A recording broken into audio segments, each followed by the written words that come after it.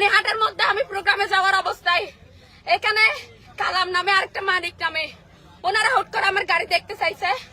আমি গাড়ি থেকে নামছি, উনি আরেকটা পাবলিক দিয়ে আমার গাড়ি হুট করে ভিডিও করতেছে। আমি বলছি গাড়ি না দেখার অবস্থায় আপনি কিভাবে ভিডিও করতে পারেন? পাবলিক দিয়ে তো আপনি ভিডিও করাইতে পারেন না। আপনার গায়ে পোশাক আছে, আপনি করাইতে পারবেন, আপনি করতে পারবেন ভিডিও। অন্য পাবলিক দিয়ে কিভাবে ভিডিও করতে পারেন? উনি আমার কাগজ দেখতেছে, আমি কাগজ দিচ্ছি,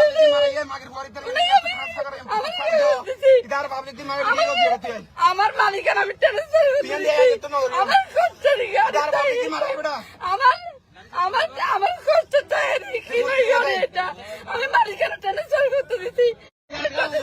কতগুলো পাবলিক এনে উনি আমার কাছে এসে আমার কাছে আমাকে প্রত্যেকটা বসতে বলছি, তোমাকে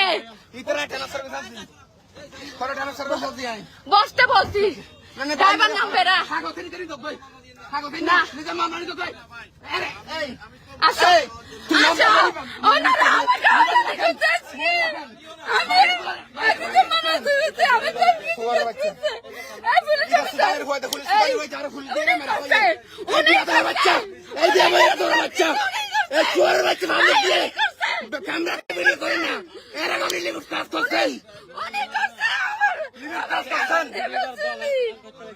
আপনি এর আগে কি করছেন এটা জানেন?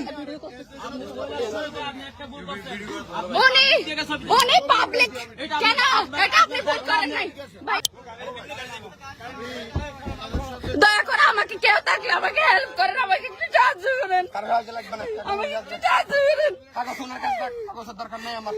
আমি এত বেতন চলছি, আমি গরিবের মেয়ে, আমার খরচা টাকা দিয়ে গাড়িটাই কিনছি আমি। আমার মালিকানার জন্য আমি ট্রান্সফার করতে দিচ্ছি, মালিকানা ট্রান্সফার এখন আসে নাই।